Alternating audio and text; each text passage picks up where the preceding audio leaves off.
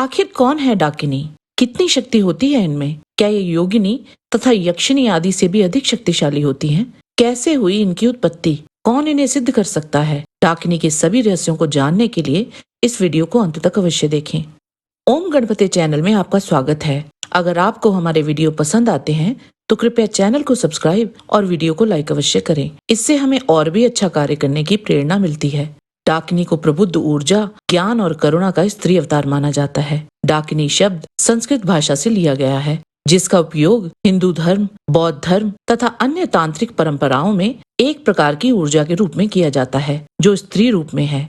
डाकिनी संस्कृत शब्द डाक से लिया गया है, जिसका अर्थ आकाश या अंतरिक्ष है, या सीधे सीधे शब्दों में कहें तो ऐसी शक्ति जो डाक ले जाए, अर्थात सोचने समझने की क्षमता को हर लेने वाली। डाकनियां व्यक्तियों को अज्ञानता और भ्रम से मुक्त करने और उन्हें आध्यात्मिक जागृति के मार्ग पर डालती हैं। हिंदू धर्म की विभिन्न शाखाओं में, विशेष रूप से तंत्र शास्त्र में, डाकिनी को देवी काली की सेविका के रूप में दर्शाया गया है। माँ काली से ही डाकिनी की उत्पत्ति हुई है। तंत्र में माँ काली को भी डाकिनी कहा जाता है। यद्यपि डाकिनी माँ काली की शक्ति के अंतर्गत आने वाली एक अति उग्र शक्ति है और इनका स्थान मूलाधार चक्र के ठीक बीच में माना जाता है। ये प्रकृति की सर्वाधिक उग्र शक्ति है। इन्हीं के कारण माँ काली को अति उग्र देवी कहा जाता है। इन्हें मायाजाल, जादू टोना, वशीकरण तथा आध्यात्मिक उन्नति के लिए सिद्ध किया जाता है। डाकिनी को महासिद्धियों और तांत्रिकों की अधिष्ठात्री माना जाता है। कहीं कहीं ऐसा भी वर्णन है कि डाकिनी को प्रसन्न कर लेने पर माता काली स्वयं भी प्रसन्न हो जाती हैं और उनकी उग्र और कल्याणकारी शक्ति साधक को प्राप्त हो जाती है।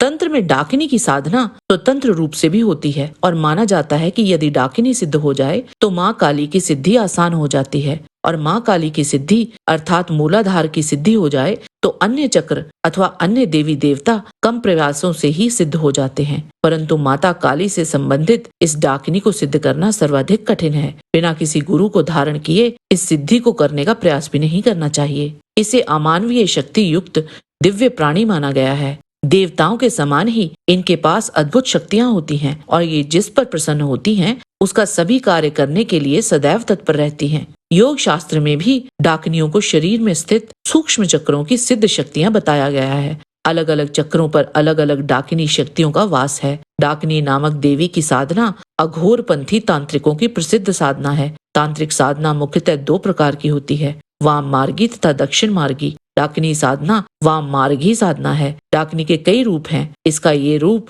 माँ काली से ही संबंधित है और इसका एक रूप छिन्नमस्ता भी है। तंत्र साधना में डाकिनी साधना बहुत अधिक प्रचलित साधना है। ये शक्ति मूलाधार के शिवलिंग का भी मूलाधार है। डाकिनी की सिद्धि से किसी को नियंत्रित एवं वशीभूत करने की क्षमता आ जाती है। डाकिनी शक्ति साधक की रक्षा और मार्गदर्शन भी करती है। यह डाकिनी साधक के सामने लगभग माँ काली के ही रूप में अवतरित होती हैं। इनका स्वरूप अति उग्र हो जाता है। इस रूप में माधुर्य, कोमलता का अभाव होता है। तंत्र में एक और डाकिनी की साधना होती है जो अधिकतर वाम मार्ग में साधित होती है। इसका स्वरूप सुंदर और मोहक होता है। ये पृथ्वी पर स्वतंत्र शक्ति के रूप में पाई जाती है। इसकी साधना अघोरियों और कपालिकों में अति प्रचलित है और सिद्ध हो जाने पर साधक के लिए बहुत सरल हो जाती है। यद्यपि साधना में चूक नहीं होनी चाहिए। इस शक्ति को केवल वशीभूत किया जा सकता है, इसको नष्ट नहीं किया जा सकता। यह सदैव व्याप्त रहने वाली शक्ति है जो व्यक्ति विशेष के लिए लाभप्रद भी हो सकती है और हानिकारक भी। इसे नकारात्मक नहीं कहा जा सकता,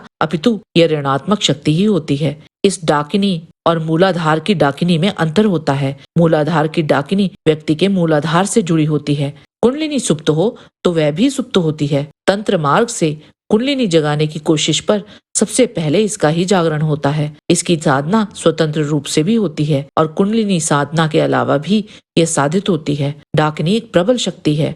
ये इतनी सक्षम है कि शुद्ध होने पर व्यक्ति की भौतिक और आध्यात्मिक दोनों ही आवश्यकताएं पूर्ण कर सकती है। डाकिनी को शमशान की देवी भी कहा जाता है। ये तामसिक भोग लगाती है और वह मृत शरीर पर नृत्य करती है। जब कोई साधक साधना करते हुए मूलाधार चक्र तक पहुंचता है तब डाकिनी प्रकट होकर उसे डराती है। यदि साधक अपनी साधना से विचलित ना हो तो वह रूपवती बनकर उसे अपनी ओर आकर्षित करने का प्रयास करती है। अगर डाकिनी आप पर प्रसन्न हो गई तो आपको दुनिया की हर कीमती चीज दे देगी और अगर वह क्षुब्ध हो गई तो आपको नष्ट कर देगी। इसीलिए डाकिनी साधना सभी को नहीं करनी चाहिए। डाकिनी का विस्तार विभिन्न धर्मों में है।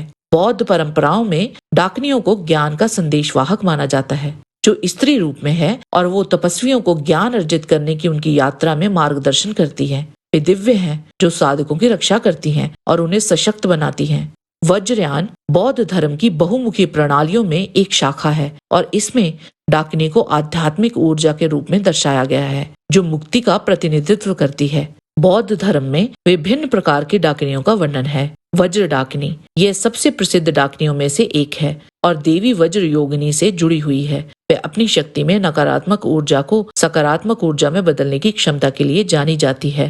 कर्म डाकिनी यह कर्म की शुद्धि और बाधाओं को दूर करती है। वह आशीर्वाद और अभिषेक प्रदान करने की अपनी क्षमता के लिए भी जानी जाती है। ज्ञान डाकिनी यह बुद्धि और ज्ञान से जुड़ी है। यह आध्यात्मिक अंतर्दृष्टि प्रदान करने की अपनी क्षमता के लिए जानी जाती है।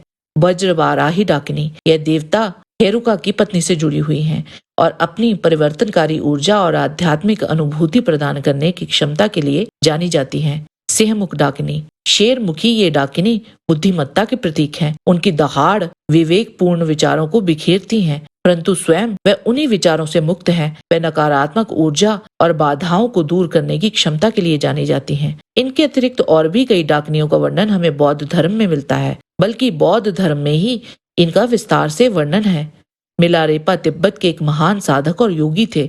उन्होंने डाकिनी साधना की थी, जिसके बाद ही वे कैलाश पर्वत पर चढ़ पाए थे। तांत्रिक परंपराओं में डाकिनियों को शक्तिशाली और परिवर्तनकारी महिला ऊर्जा माना जाता है, जो व्यक्तियों में आध्यात्मिक चेतना जगाने में सक्षम है। उन्हें अक्सर यौन ऊर्जा से जोड़कर भी देखा जाता है, जो आध्यात्मिक मुक्ति का मार्ग दिखाती हैं। विज्ञान भैरव तंत्र में डाकिनी के बारे में कुछ मंत्र दिए गए हैं, जो साधक को उनसे संबंधित अनुभवों को प्राप्त करने में सहायता करते हैं।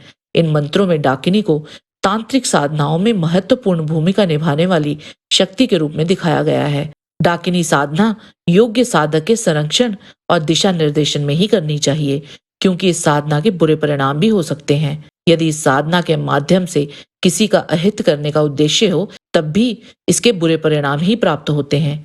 यह संपूर्ण जानकारी हमने विभिन्न स्रोतों से एकत्रित की है। हमने आपको डाकिनी को लेकर केवल सामान्य जानकारी उपलब्ध कराई है, जिसकी पुष्टि हम नहीं करते, और ना ही हमें इसकी साधना कैसे की जाती है इसका ही कोई ज्ञान है। हमने पूरा प्रयास किया है कि डाकिनी संदर्भ में जितना विस्तार से हम बता सकें बताएं। इसके अतिरिक्त हमें कभी और जानकारी मिलेगी तो हम इसका अगला भाग भी अवश्य बनाएंगे।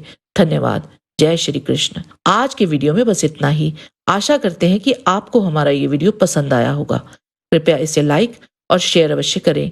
किसी भी प्रकार की त्रुटि के लिए आप सबसे क्षमा याचना करते हुए आपसे निवेदन है कि प्रेम पूर्वक परमपिता परमात्मा को मन में धारण करें और बोलें, वैदिक सनातन धर्म की सदा ही जय।